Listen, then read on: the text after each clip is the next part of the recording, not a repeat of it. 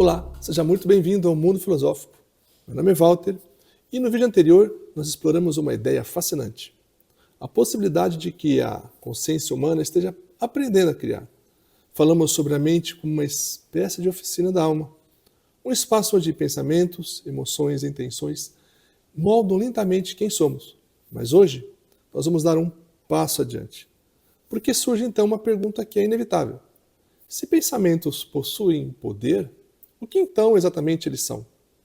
Será que pensamentos são apenas impulsos elétricos dentro do cérebro? Ou existe algo mais acontecendo? E se alguém pudesse fotografar seus pensamentos, não só suas palavras, não suas ações, mas pensamentos, o que apareceria? Luz, cores, fórmulas, geometrias? Ou apenas vazio? Essa pergunta pode parecer estranha, mas há algo mais de 100 anos ela motivou uma investigação extremamente curiosa. Então, no início do século XX, dois estudiosos ligados à tradição teosófica publicaram um livro que nós já citamos no primeiro vídeo e que se tornaria uma referência no ocultismo. Seus nomes eram N. Besant e Charles Webster Leadbeater. O livro recebeu o nome de Formas Pensamento, mas a proposta desse livro era ousada. Segundo eles, pensamentos não seriam apenas eventos internos da mente. Todo pensamento gera então uma vibração. E essa vibração ela produziria uma forma correspondente em níveis mais sutis da realidade. Em outras palavras, pensamentos não seriam apenas pensamentos, seriam construções, seriam formas, criações. Agora, antes de continuar, é importante entender algo. Você não precisa aceitar essa ideia literalmente para extrair algo valioso dela. Porque mesmo que alguém interprete tudo isso apenas de forma simbólica ou psicológica, ainda assim existe uma enorme riqueza por trás dessa visão. Afinal, ninguém pode negar que pensamentos moldam emoções, emoções moldam comportamentos, e comportamentos moldam hábitos, e hábitos por si moldam destinos. Portanto, mesmo sob uma perspectiva puramente psicológica, pensamentos já possuem poder criador. Mas vamos compreender melhor a proposta de Besant e Leadbeater.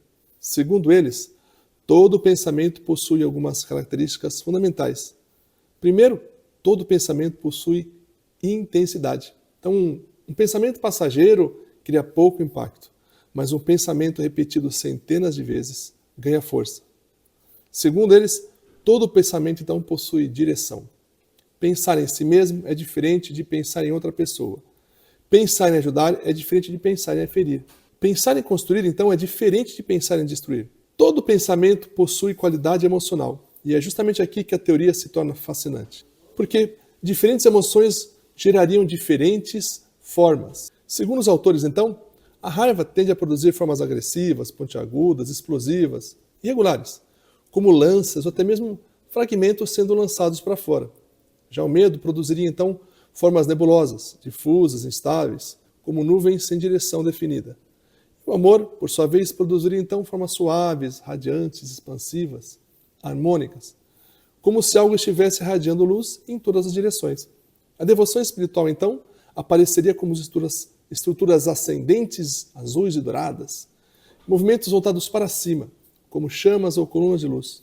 Então veja aqui, tem algo interessante, mesmo sem aceitar literalmente essas descrições, porque elas parecem intuitivamente familiares. Quando pensamos na raiva, naturalmente imaginamos algo cortante. Quando pensamos no amor, pensamos em expansão. Quando pensamos em medo, pensamos em confusão. Talvez exista, então, uma linguagem simbólica universal por trás das ações que a gente pensa e acaba imaginando formas. E aqui começamos a tocar então um tema que atravessa muitas tradições. A ideia de que a realidade interior se expressa através de símbolos. Veja que na psicologia, Carl Jung, nós encontramos algo muito parecido, né? Ele observou que o inconsciente humano se comunica através de imagens, arquétipos, símbolos e padrões universais. Talvez as chamadas formas de pensamento possam ser vistas como uma tentativa de representar visualmente aquilo que acontece no interior da psique. Talvez os antigos estivessem tentando desenhar emoções, ou então desenhar estados de consciência. Podem também estar tentando desenhar movimentos invisíveis da alma. Agora existe um aspecto ainda mais interessante, porque segundo o Besant e Leadbeater, nem todas as formas de pensamento seriam iguais. Eles descrevem 3 grandes categorias. A primeira categoria, então, seria composta por pensamentos que reproduzem o próprio pensador, Imagine alguém pensando intensamente em outra pessoa, orando por alguém, desejando profundamente ajudar alguém. Então, segundo essa visão, parte da energia daquele pensamento seguiria em direção ao alvo, como uma extensão da própria consciência. A segunda categoria, então, seria formada por pensamentos que reproduzem objetos. Quando imaginamos uma casa, uma paisagem, um rosto ou uma lembrança, a mente cria imagens correspondentes. É como se estivéssemos construindo modelos internos da realidade. E hoje, a neurociência bem diz que a visualização mental ativa áreas cerebrais muito semelhantes àquelas utilizadas durante a percepção real.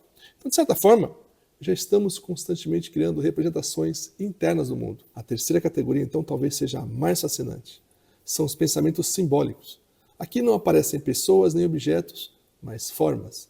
Formas geométricas, espirais, estrelas, círculos, nuvens, explosões, raios, movimentos abstratos. Como se emoções e ideias profundas possuíssem uma geometria própria. E isso, então, nos leva a uma pergunta extraordinária. Será que existe uma linguagem universal das formas? Vamos observar a natureza.